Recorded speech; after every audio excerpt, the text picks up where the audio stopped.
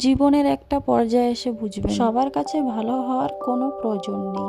আপনি যতই নিখুঁত হন না কেন, যে আপনাকে অপছন্দ করে সে আপনার ভালো কাজের মধ্যেও খুঁত খুঁজে বের করবেই। তাই অন্যদের খুশি করার চেষ্টা বাদ দিয়ে নিজের মানসিক শান্তির দিকে নজর দিন। মনে রাখবেন, দিন শেষে আপনি আপনার সবচেয়ে বড় বন্ধু।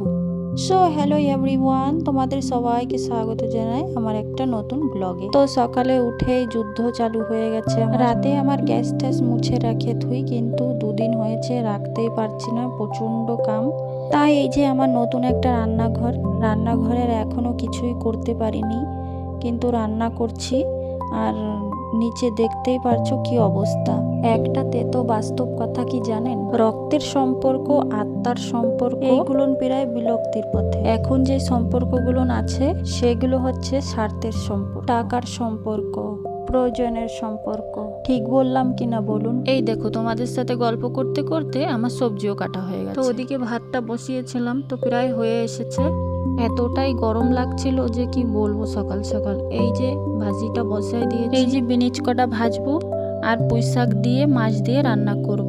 নিজের ভিতর একটা শক্ত মানসিকতা তৈরি করুন, ইগনোর করার দারুণ ক্ষমতা করার চেষ্টা করুন।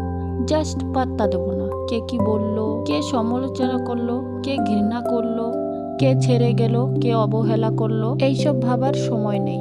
এরকম ডোন্ট কেয়ার স্বভাব করে তুলুন, দেখবেন সত্যি খুবই ভালো লাগবে। তো আমার ভাজিটা হয়ে গেছে, এখন আমি নামালাম। ওই কড়াইতে আমি তেলটা ঢেলে দিয়ে মাছটা ভেজে নিচ্ছি। জীবনে জেদ রেখে চলা খুব দরকার, কারণ যে তারে কারেন্ট থাকে না, মানুষ সেই তারেই জামা কাপড় শুকায়। আমার মাছ ভাজাটা হয়ে গেছে, আমি তুলে নিচ্ছি।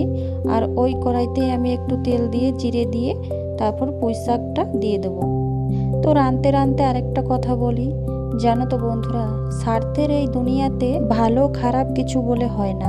তুমি যার মন রাখতে পারবে তার কাছে তুমি অনেক ভালো, আর যার মন রাখতে পারবে না তার কাছে তোমার মতন আর খারাপ কেউ নেই। ঠিক বলেছি কিনা? এই যে আমি পরিমাণ মতন হলদি লবণ সবকিছু দিয়ে এখন ঢাকা দিয়ে দেব। কিছু মানুষ আছে আমাকে মন থেকে সহ্য করতে পারে না, আর সেটা আমি ভালো করে জানি। ব্যাপারটা এমন নয় বা তাদের আমি ক্ষতি করেছি বা তাদের কোনো পাকা ধানে মই দিয়েছি।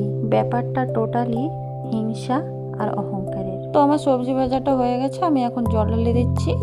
এরপর অল্প একটু গরম হলেই আমি মাছটা দিয়ে দেবো, তারপর ঢাকা দিয়ে দিচ্ছি।